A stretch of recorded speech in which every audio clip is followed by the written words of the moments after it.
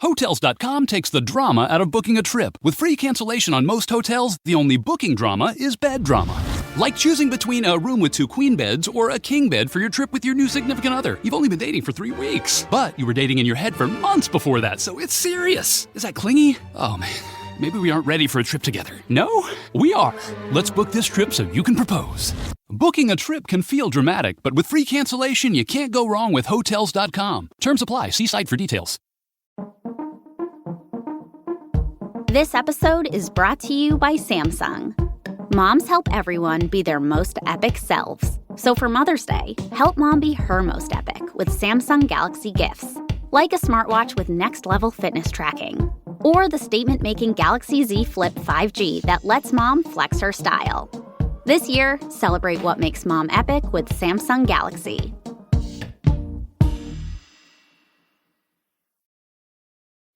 The key to sustainable leadership lies in the ability to thrive in uncertainty, ambiguity, and change.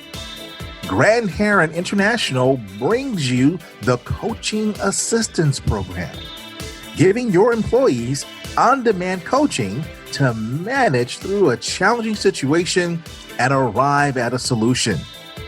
Visit grandheroninternational.ca/podcast to learn more. This podcast is part of the C-Suite Radio Network, turning the volume up on business.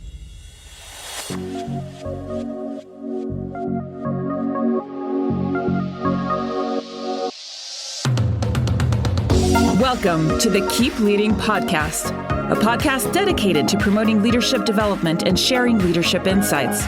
Here's your host, the Leadership Accelerator, Eddie Turner. Hello, everyone. Welcome to the Keep Leading Podcast, the podcast dedicated to leadership development and insights.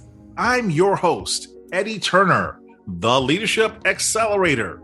I work with leaders to accelerate performance and drive impact through the power of executive and leadership coaching, facilitation, and professional speaking.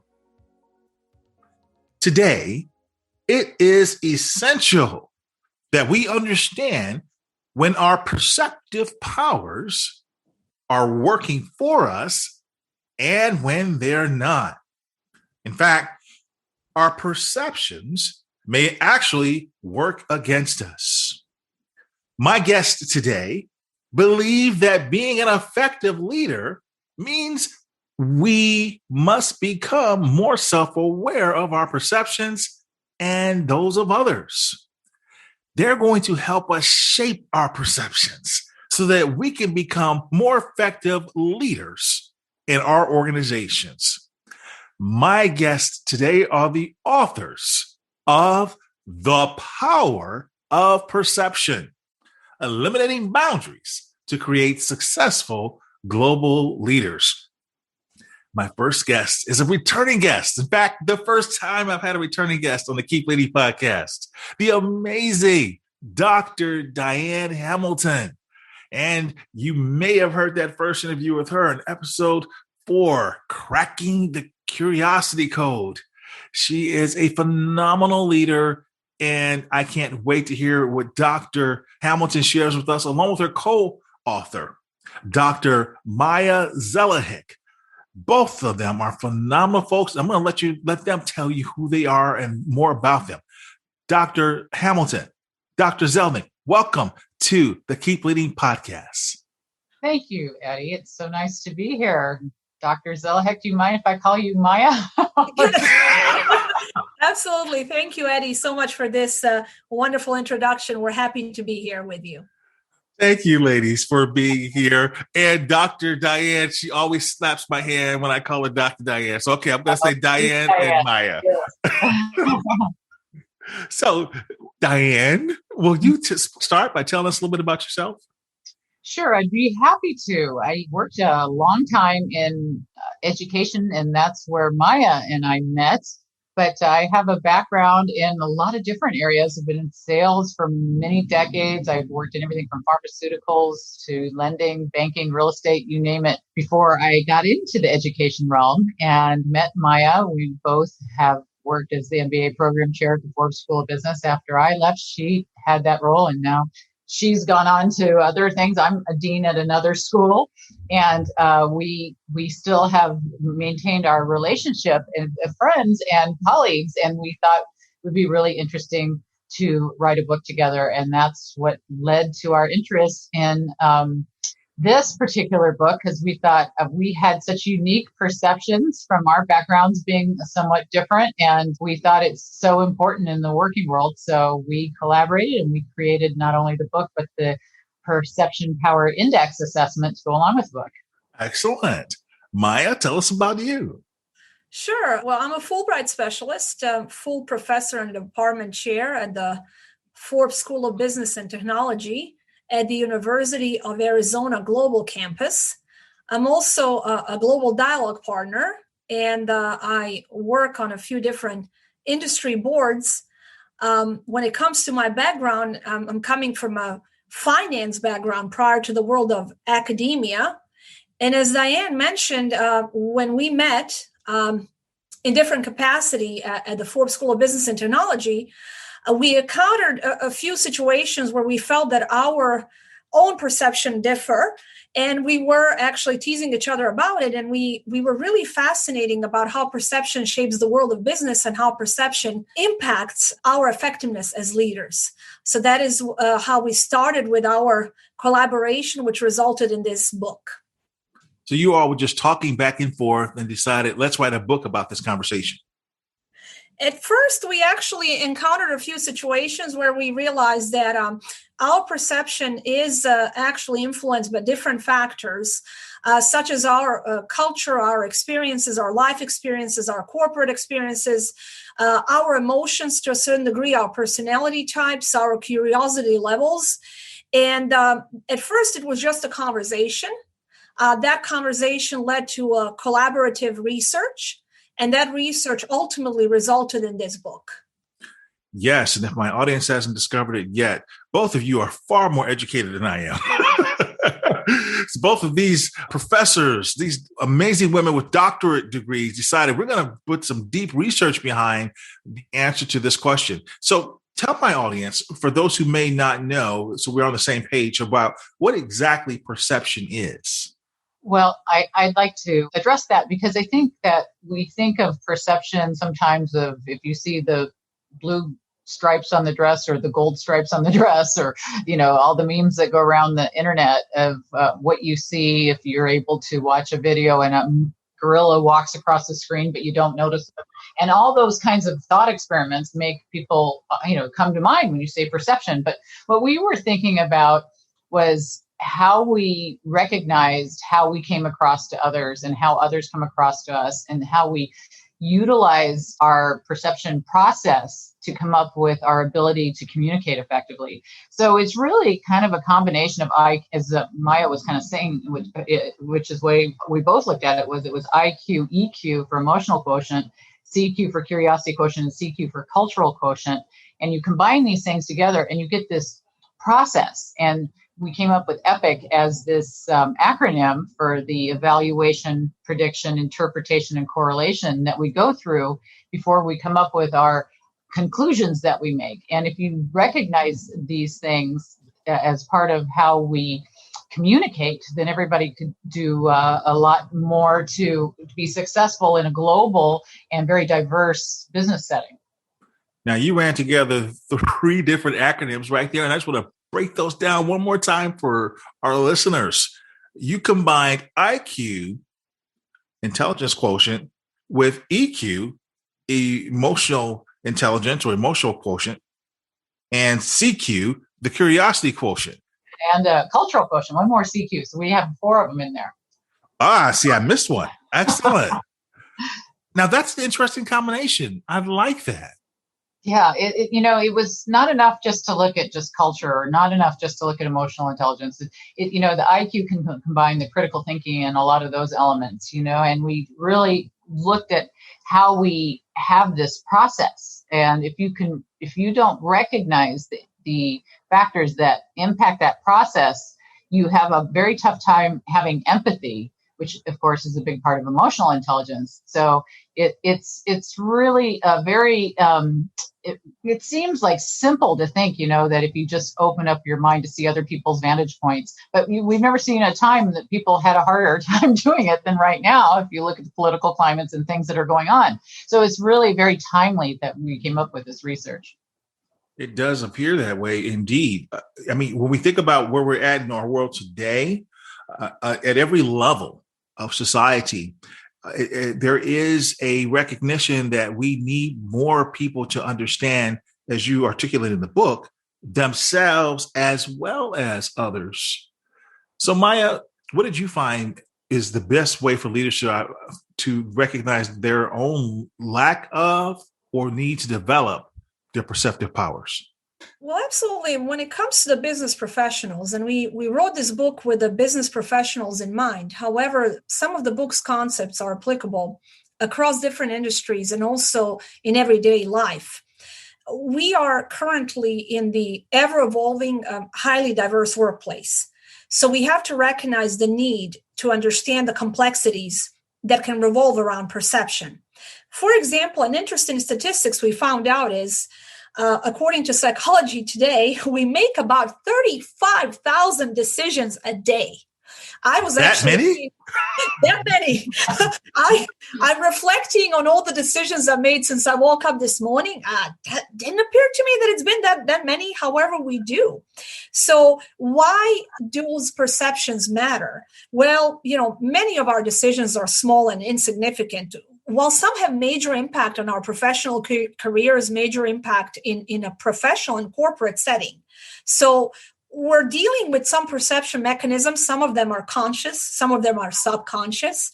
And in some situations, you can trace your decision-making, your perception back to a particular experience in life or to your parents or to your upbringing. For example, I always knew I wanted to be a Ph.D. I wanted to be a doctor in something because my father was a Ph.D. And I felt like he inspired me to strive for the excellence in the academic arena. So I can pinpoint where that perception came from, where that decision came from. But there's so many where we're hard-pressed to figure out where those came from. And some of our research is to recognize that perception impacts everyone's reality. What are those mechanisms? What are those variables impacting our perception? And how those correlate to effective leadership? Because the effective leaders are the ones that are able to tap into a potential of their own perception. And back to your point, Eddie, understand others. I'm still stuck on this 35,000 decisions a day. I'm sorry. I'm just thinking about how many I've gotten wrong so far. Did your research produce the algorithm?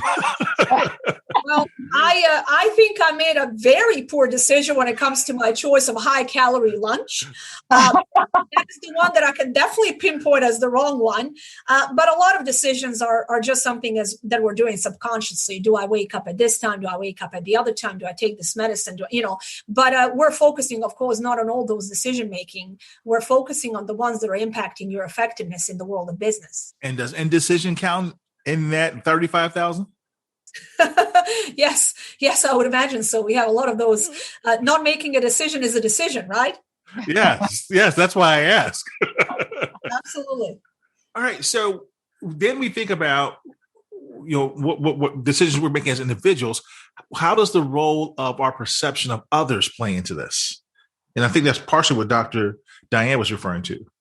Well, it's really interesting to look at how certain things influence perception and perception influences certain things. I think, when you talk about what plays into any of this, think about what influences perception. You've got culture, you got experience, you got curiosity, intelligence, gender, spirituality, emotions, you name it. Those things influence your perception, right? But then you got to look at how perception influences innovation, critical thinking, engagement, creativity, collaboration, status quo thinking, leadership. And you go through these lists of, if we can recognize this impact that perception has and tie it into the we all want to be quantitative in this group, right? We want to figure out how it's going to save you some money. And organizations are saying, well, why is this helpful? Well, if we're improving emotional intelligence because we're improving our empathy to be able to see some things from other people's perspectives and then, understanding their vantage point. I mean, we know we're losing tens of billions to hundreds of billions a year on emotional intelligence, depending on where you get your data. And, that same with leadership and collaboration, the numbers are kind of similar. And engagement as well. If our perception of our jobs and whether we like what we do or we don't do what we do at work, if we have that improved engagement, we know that we're over 500 billion lost each year at Gallup because of that. So I think that, a lot of leaders want to see data and statistics, but they don't really recognize that there's so much to perception. And as we talked about the cultural aspect, we've seen some companies that have been great about doing some cultural training. And that's just, as we said, one of the Qs and, one of the two CQs. I mean, we have IBM, they've done a lot of training to ensure that employees have learned about the culture before they send them overseas, for example. And Coca-Cola does the same, but they make sure the spouse is even trained because they say it's a, happy wife or happy husband, happy life, the men or whatever you look at that either way. But there's so many companies from Accenture, McKinsey, Sherm, the data out there shows that the more perceptive the organization, the more successful they'll be. And even HBR had 40 case studies that showed that clients, that had this sense of understanding the people with whom they interact had a 152% likelier idea within their team that they would understand the client. And if you can understand your client, then your sales go up. So, I mean, there's a lot of data out there, but it's kind of intuitive to think that if you can put yourself in somebody else's shoes and see things from their perspective, that you're going to be much more open and much more successful. And if a leader wants to improve in this area, what's the secret? Well, the thing is, one has to be in tune with his or her own perception. One has to evaluate one's own perception, being aware of how you perceive as a leader. Listen to others and observe. And to a certain degree, being able to predict as to what the others may perceive.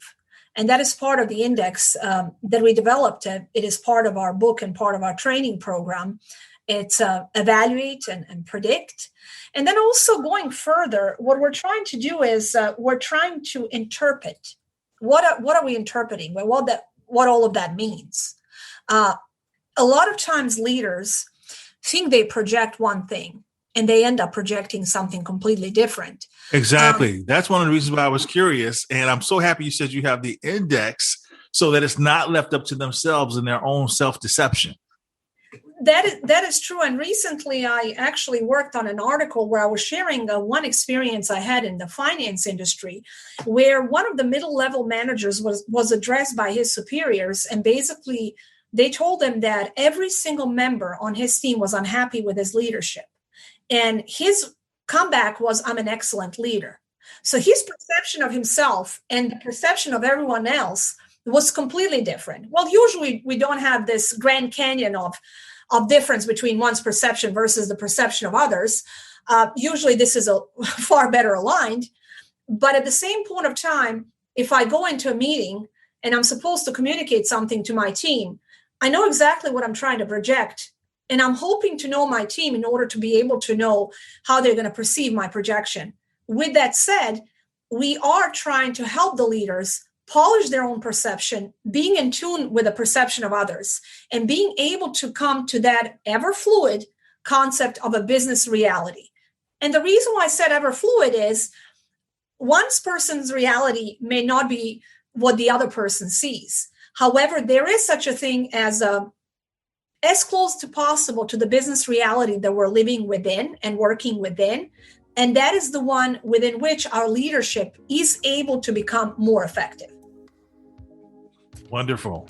Well, I am enjoying this conversation with you, Diane and Maja, and we'll have more with you, amazing professors, scholars, leaders, and speakers right after this break. Support for this podcast comes from PayPal. Small business owners, turn your smartphone into a cash register.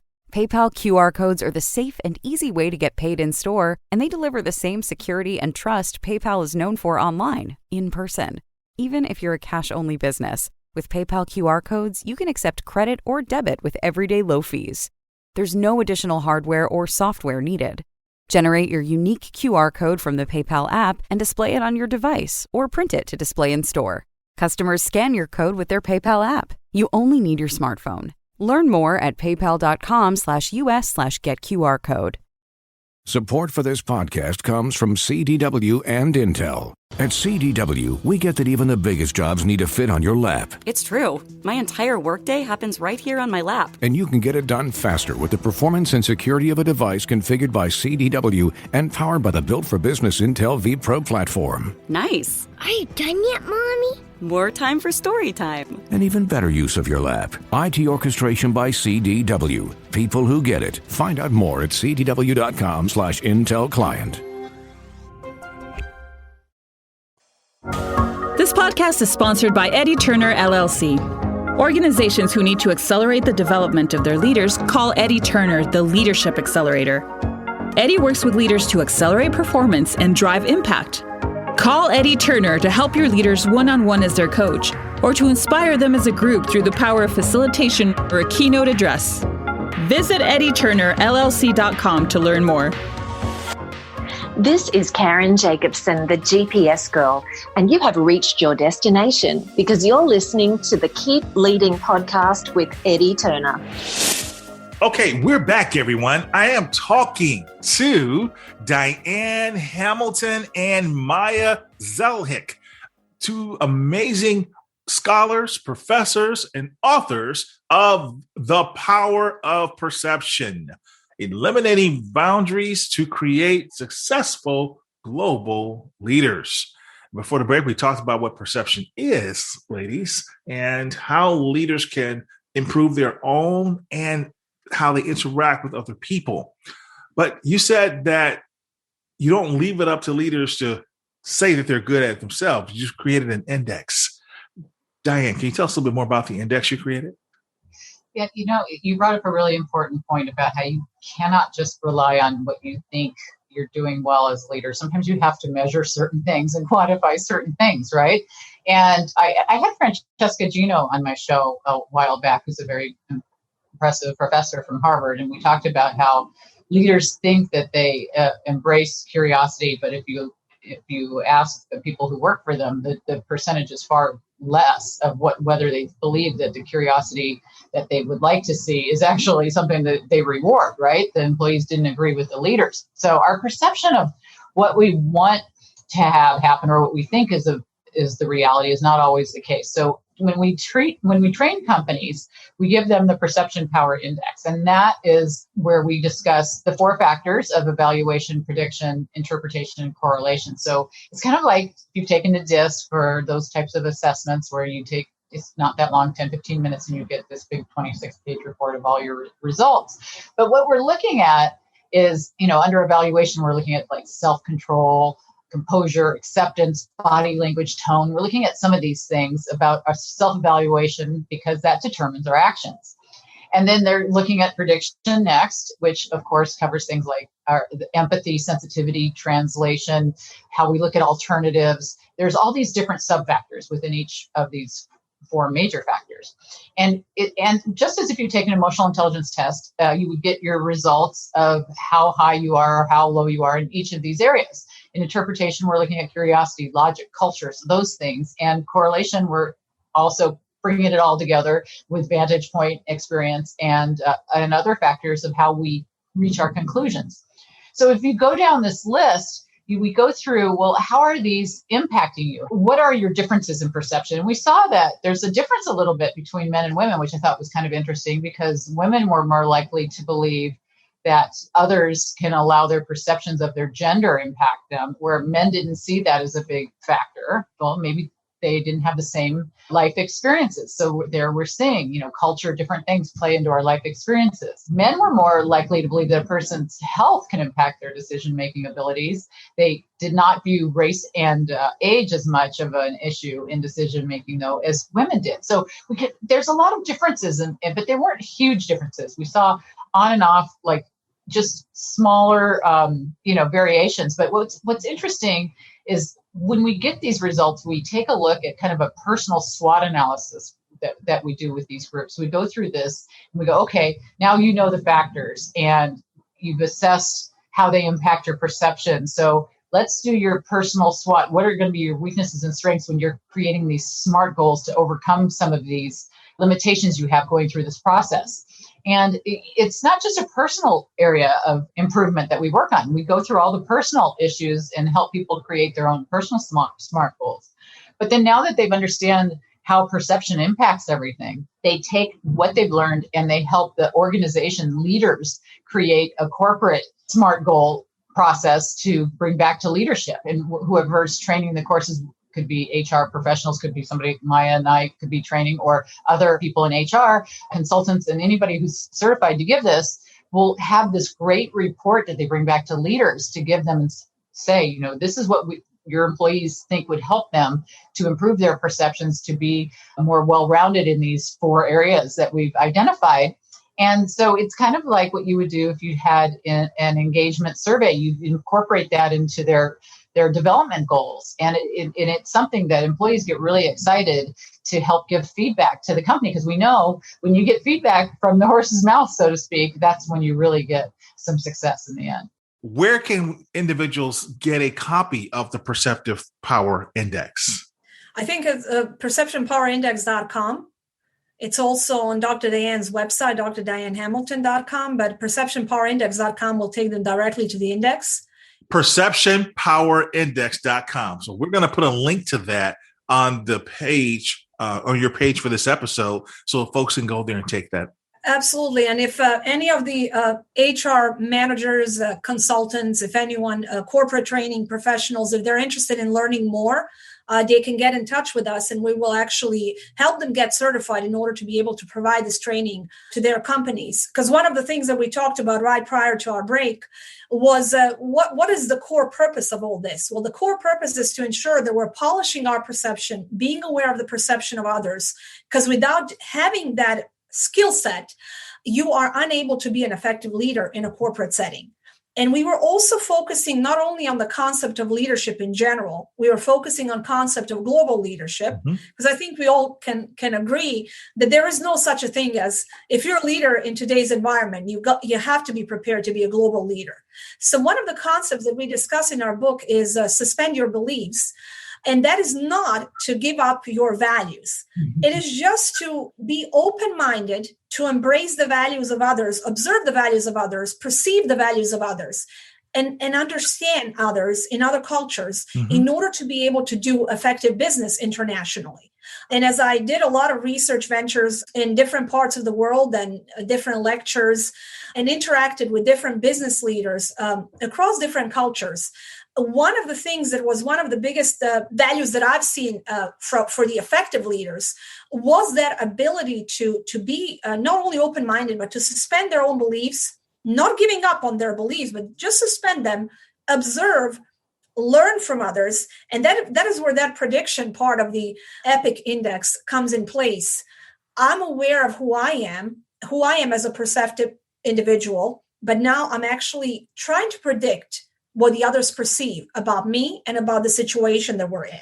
Wonderful. So you're giving people an opportunity to get certified in this, not just be a person who takes this. They can get certified and issue this as a credentialed assessor. Absolutely. Absolutely. And as a matter of fact, Diane and I were happy to do some of the training, some of the certifications, but it's just the two of us with all the other obligations that we have. So we're happy to certify the HR managers, consultants, corporate training managers, and that way they can administer that within their companies. We do believe that this will increase employee motivation, employee productivity and effectiveness. Because how many times all three of us were in a meeting on the receiving end of a particular message, and we walk away from that meeting with three different perceptions. Yes. And Diane and I, we were in those type of situations ourselves, and understanding who we are as individuals and how that impacts our perception. Everyday life. You have an argument with your significant other. Her impression of what you've said versus what you said, Eddie, two different things. You were both in the same kitchen. Yes. I am always wrong, no matter what I think. Now, with that being said, and also one of the stories that we share in the book that I actually find quite fascinating. One of the things that Diane was talking about, the gender differences. We have a story about a gentleman and a lady looking at a painting. Okay. And the lady is saying, look at the colors, look at the way the sun hits this barn, look at the old man in front of the barn and how happy he is. And the man is looking at the painting saying, boy, oh boy, that barn needs some repainting. So that is oversimplifying, and it can be other way around. But a lot of times we are in a situation where the same thing happened. We were in the midst of that same event in a corporate setting. We walk away, two completely different perceptions. I would like to add to Maya's story. My husband, I asked him his perception of what he thought of my hair when I cut it one time. And he said, if you like it, I like it. If you Smart it, man. I like it. But it's interesting to look at what we can train people to overcome in terms of their process. And I wanted to add to what Maja was saying about what we can train people, but they also get 5 hours of SHRM certification credit, which is really nice if they go through the certification training program. So it is available through SHRM. That's good to know, because for a lot of people, that really does matter and make a difference. I like the idea that you all have put together a body of research, published a book that shows that perception is a leadership quality. And because of the rigor behind it, this combining, which I absolutely love. You don't know this, but before recording this episode, I was working with a very senior leader in an organization, and I was talking about culture. And I've covered this in a couple of different episodes, but you've put this together as a nice formula. IQ plus EQ plus CQ. And I missed that you had the second CQ, where cultural competency. We are no longer, and perhaps COVID has increased this need, but we are no longer dealing with our local communities, our local states, and our local country. We are truly a global society. And so we must be culturally competent as leaders. Yeah, what was interesting about culture to me was you couldn't just have like one factor be IQ, one factor be EQ, one be CQ, and another CQ. They all overlap to some extent. It all interacts with the other thing. So that's why we came up with this EPIC acronym, because it is more of a process. Mm-hmm. And all those things weave throughout the process. So it's really important to recognize the whole process that we go through, so that if we are weak in part of the process, we can correct those areas. Wonderful. Well, thank you for taking time to talk to us today about the power of perception. Is there any closing comments that you would like to make for our listeners? Well, I would like to say that the core purpose of this book and the training and the certification is not to have everyone think the same, just the opposite, but for everyone to be able to effectively lead in a very diverse, very multi-layered business setting, where every single person is aware of what they are projecting, aware of how they perceive things, and aware of the other's perception. And then aligning everyone as close as possible to that concept of business reality, because within that particular ever-fluid concept, that's where we produce, that's where we excel, and that's where we perform. Mm-hmm. So that is our core purpose. Excellent. Diane? I don't know if I can top that. That was exactly what I'd like to end with. But, there is no truth. There's only perception. And you have to recognize that what you see may not be what other people see or what they interpret. So it's really important that we look at the world and realize that we're more alike than we are different. But if we can work on our differences and our perceptions of how we go through our decision-making process, the better and more successful we'll be in the business world. Wonderful. So we're going to put a copy of the book on our website so that folks can visit you at keepleadingpodcast.com, visit your episode, and have access to the assessment and access to your book. We're going to put links to your profiles so people can follow you both. And I neglected to say, that Dr. Diane Hamilton has one of the best podcasts out there. So when you're not listening to the Keep Leading podcast, listen to Take the Lead, which is in how many episodes now, Diane? I lost count after 1,100 people. It's a lot. Yes, some obscene numbers. So just to put things into context, after 2 years, I've crossed the 100 episodes. Oh, so you have. Congratulations. Thank you. So I want my listeners to understand how hard it is to get to 1,100 and counting. So truly phenomenal work. I don't think there's anybody left that Diane Hamilton hasn't interviewed. There's got to be, but they've all been wonderful, including you, Eddie. Thank you for being a guest on my show. And Maya, it's a pleasure to have you with us as well. I've had a chance to do some work with you very closely, and just a joy to be with you two ladies. Thank you for being a guest on the Keep Leading podcast. Thank you, Eddie. Thank you, Eddie. That's it for this episode, everyone. I'm Eddie Turner, the Leadership Accelerator, reminding you that leadership is not about our title or our position. Leadership is an activity. Leadership is action. It's not the case of once a leader, always a leader. It's not a garment we put on and take off. We must be a leader at our core and allow it to emanate in all that we do. So whatever you're doing, always keep leading.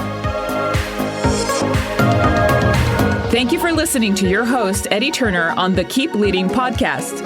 Please remember to subscribe to the Keep Leading podcast on iTunes or wherever you listen. For more information about Eddie Turner's work, please visit eddieturnerllc.com. Thank you for listening to C-Suite Radio, turning the volume up on business. This podcast is a part of the C-Suite Radio Network. For more top business podcasts, visit c-suiteradio.com.